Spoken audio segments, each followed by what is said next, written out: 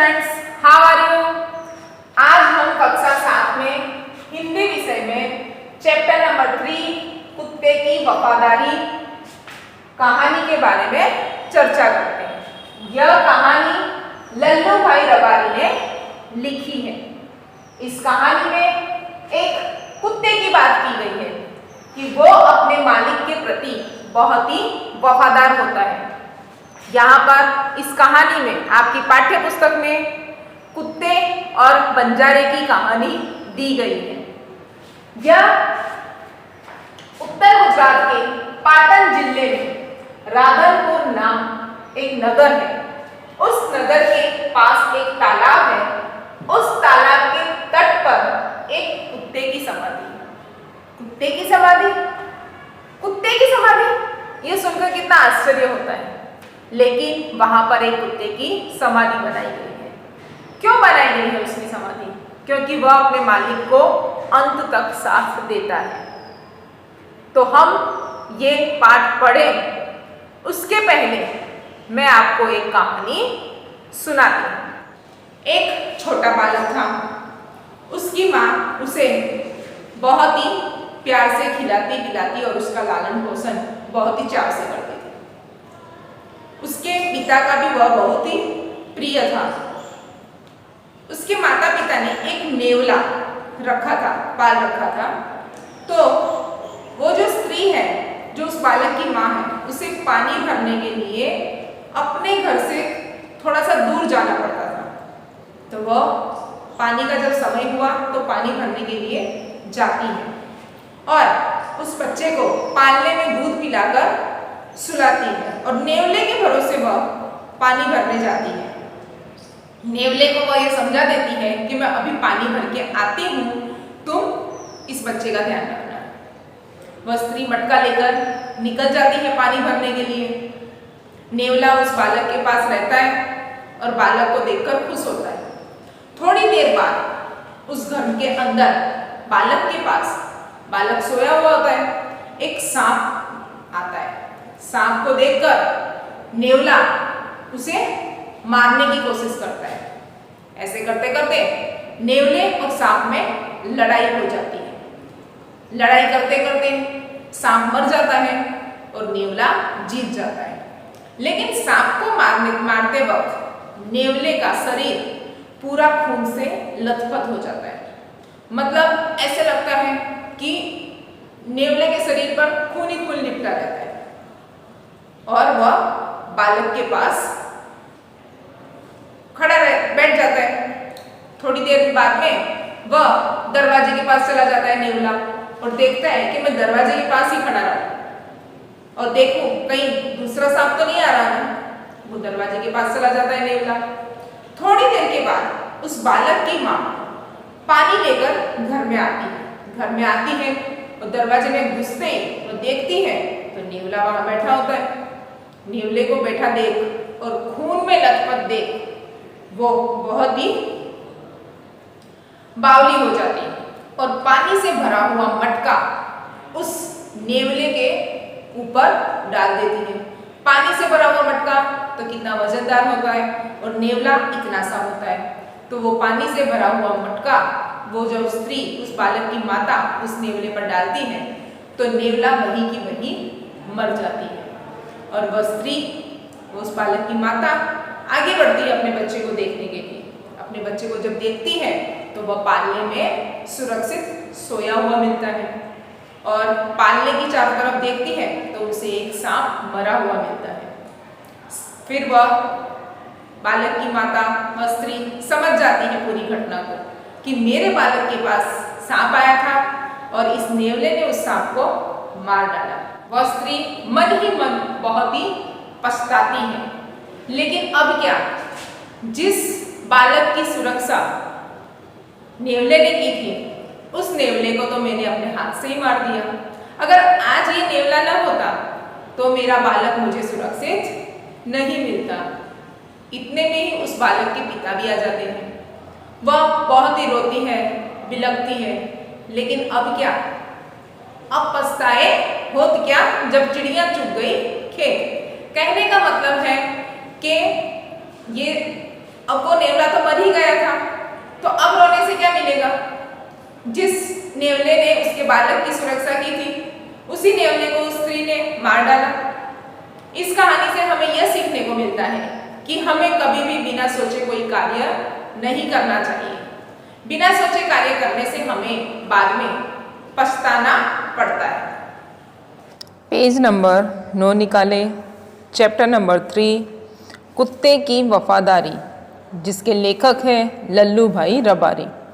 प्रस्तुत कहानी में लेखक ने अपने स्वामी के प्रति जानवर की वफादारी को उजागर किया है।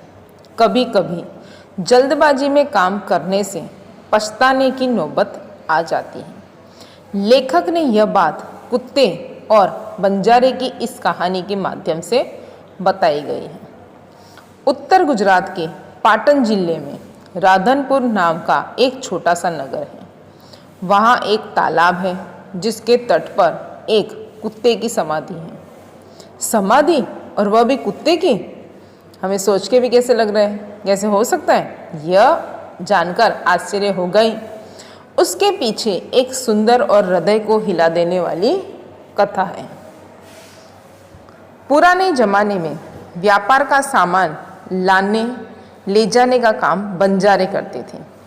एक बंजारा था, वह अपने ऊँटों पर गांवों का माल सामान लाद कर शहरों में ले जाता था और वहाँ से मिश्री, गुड़, मसाले आदि भरकर गांवों तक ले आता था। लाद कर यानी कि उस पर रख कर।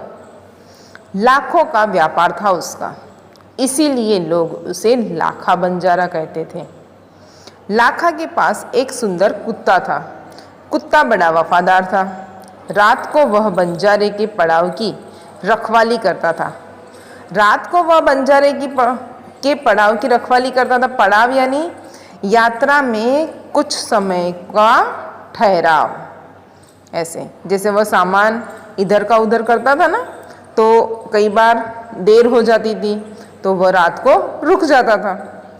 तो उस वक्त बंजारे के पड़ाव की रखवाली कुत्ता करता था। अगर चोर लुटेरे पड़ाव की तरफ आते दिखाई देते थे तो कुत्ता भौंक भौंक कर उन्हें दूर भगा देता था। बंजारा अपने कुत्ते की वफादारी से बहुत खुश था। एक बार बंजारा व्यापार में मार खा गया और रुपयों की जरूरत आ पड़ी। व्यापार में मार खा गया, उसका मतलब कि उसे बहुत ही नुकसान हुआ था। वह राधनपुर के एक सेठ के पास पहुंचा। उसने अपनी बात बताई। सेठ ने कहा, रुपये तो मैं दे दूंगा, मगर उसके बदले में तुम गिरवी क्या रखोगे। अभी कुछ लोग ऐसे होते हैं जो पैसे तो देते हैं लेकिन बदले में वो ऐसे कहते हैं कि कुछ गिरवी रखो। कुछ लोग पैसे देते हैं तो सोना गिरवी रखवा लेते हैं, कुछ लोग ज़मीन रखवा लेते हैं। वैसे सेठ ने कहा कि रुपये तो मैं दे दूंगा, मगर उसके बदले में तुम क्या गिरवी रखोगे। लाखा बोला, सेठ जी मेरे पास फूटी कौड़ी भी नहीं है। फूटी कौड़ी भी नहीं होना मतलब 1 रुपया भी नहीं है। ऐसे वह उसके पास अत्यंत गरीब है। ऐसे मैंने व्यापार में सब कुछ खो दिया है। मेरी जबान पर विश्वास रखें और मुझे रुपए दे दीजिए। मैं आपकी पूरी रकम सूद समेत 1 साल में ही चुका दूंगा। वह कहता है कि मैं आपको वचन दे रहा हूँ कि मुझे रुपये दे दीजिए। मैं आपके जितने भी रुपए ले जा रहा हूँ वो ब्याज सहित आपको 1 साल में ही चुका दूंगा। अब पेज नंबर 10 निकालें। सेठ बोले, कोई बात नहीं, तुम्हारे पास यह कुत्ता है तो तुम इसे ही जमानत के रूप में दे दो। जब तुम सारे रुपए लौटा दोगे तब मैं भी कुत्ता तुम्हें वापस दे दूंगा। बंजारे को दुख तो बहुत हुआ अपने कुत्ते को देने में, मगर कोई चारा नहीं था। कोई चारा नहीं था मतलब कि उसके पास कोई उपाय नहीं था, कोई रास्ता नहीं था। वो क्या करे, उसके पास पैसे भी नहीं थे, इसीलिए तो वो पैसे लेने गया था। रुपए लेकर वह चला गया। कुछ दिन बीते। एक बार सेठ के यहाँ चोरी हुई। जिनके पास लाखा बंजारा ने कुत्ते को गिरवी रखा था, उस सेठ के यहाँ चोरी हो गई। कुत्ते ने चोरों का पीछा किया। दूर जंगल में जाकर चोरों ने सारा माल सामान जमीन में गाड़ दिया। अभी जब चोरी हुई तो कुत्ते ने चोरों का पीछा किया। चोरों ने सोचा कि कुत्ता तो पीछे पीछे आ गया, तो उन्होंने दूर जंगल में जाकर सारा सामान ज़मीन में गाड़ दिया ताकि किसी को शक ना हो। और वहाँ से 9-2-11 हो गए। 9-2-11 हो गए यानी कि भाग गए।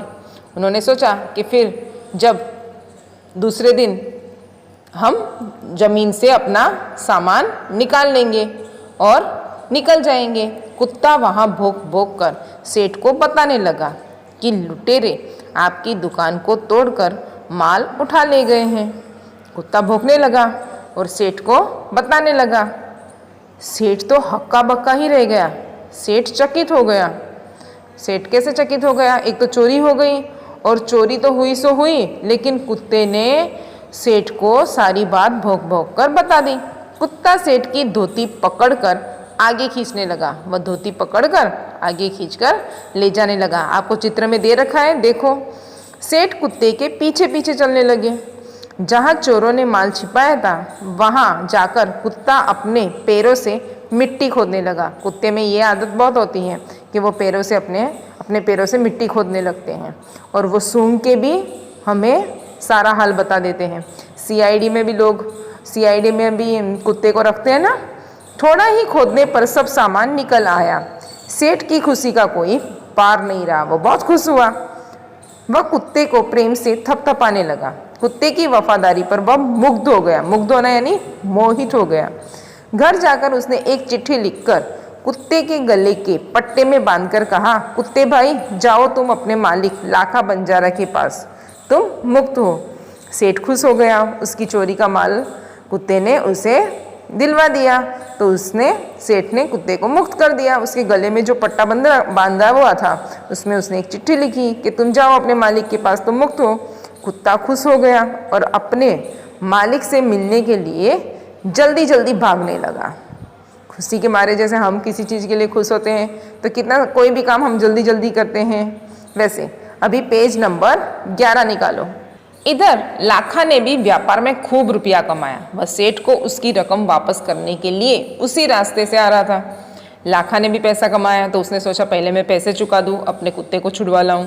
तो वो उस तरफ से आ रहा था और यहाँ से सेठ जी ने कुत्ते को मुक्त कर दिया। तो कुत्ता इस तरफ से जा रहा था। उसने दूर से अपने कुत्ते को अपनी ओर आते हुए देखा। वह नाराज हो गया। वह नाराज क्यों हो गया? क्योंकि उसने अपना कुत्ता सेठ के यहाँ गिरवी रखा था और उसे लगा कि कुत्ते ने सेठ को धोखा दिया है। सोचने लगा कि कुत्ते ने मेरी जबान काट ली, उसने बेवफाई की है, अब मैं सेठ को क्या मुंह दिखाऊंगा। उसे ऐसे लगा कि इसने तो मेरा अपमान किया है, इसने तो मेरी बात ही नहीं रखी। इसलिए उसने आव देखा न ताव, बस कुत्ते के माथे पर लाठी का प्रहार कर दिया। आव देखा न ताव मतलब बिना सोचे समझे काम कर दिया। उसने कुछ सोचा नहीं और कुत्ते के माथे पर लाठी का प्रहार कर दिया। कुत्ता बेहोश होकर गिर पड़ा। कुत्ते को इतनी चोट लगी तो वो गिर गया। लाखा ने देखा कि कुत्ते के गले में एक चिट्ठी बंधी है। फिर लाखा ने देखा कि कुत्ते के गले में तो एक चिट्ठी है। उसने इसे खोलकर पढ़ा। लाखा, तुम्हारे कुत्ते ने मुझे सूद समेत रुपए लौटा दिए हैं। सेठ ने लिखा था कि लाखा, तुम्हारे कुत्ते ने मुझे ब्याज सहित रुपए लौटा दिए। अतः कुत्ते को मैं मुक्त करता हूँ, इसलिए मैं कुत्ते को आज़ाद कर रहा हूँ।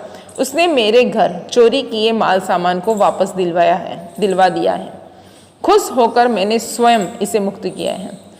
सेठ ने ऐसे लिखा है कि इसने मेरे चोरी के सामान को वापस दिलवाया, इसलिए मैंने खुशी से इसे मुक्त कर दिया। लाखा तो चकित हो गया। चकित होना मतलब कि बहुत ही आश्चर्य हो गया कि अब मैं क्या करूं। वह चिल्लाने लगा, हाय यह मैंने क्या कर दिया, हाय मैंने क्या कर दिया। वह कुत्ते के शव को अपनी गोदी में लेकर फूट फूट कर रोने लगा। लेकिन अब पछताए होत क्या जब चिड़िया चुग गई खेत। उसे बहुत पछतावा हुआ।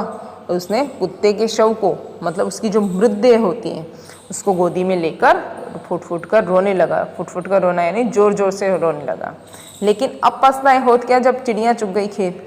अब जब समय निकल गया है तो अब पछताने से फायदा क्या है। पेज नंबर 12 निकालो। उसमें देखो चित्र में समाधि दिखा रखी है तालाब के पास पेड़ के नीचे, ठीक है। उसने उस वफादार कुत्ते की समाधि बनवाई जो आज भी पाटन जिले के राधनपुर के तालाब के किनारे पर खड़ी है और उस कुत्ते की वफादारी की कथा संसार को सुना रही है। कुत्ता वैसे भी वफादार जानवर होता है, उसे सब पालते भी हैं। हमें जानवरों से भी कभी गलत व्यवहार नहीं करना चाहिए, उन्हें भी जीने का हक है, हमें उनसे उनका हक नहीं छीनना चाहिए। इस कहानी से हमें क्या सीखने को मिलता है कि हमें बिना सोचे समझे कोई भी कार्य नहीं करना चाहिए।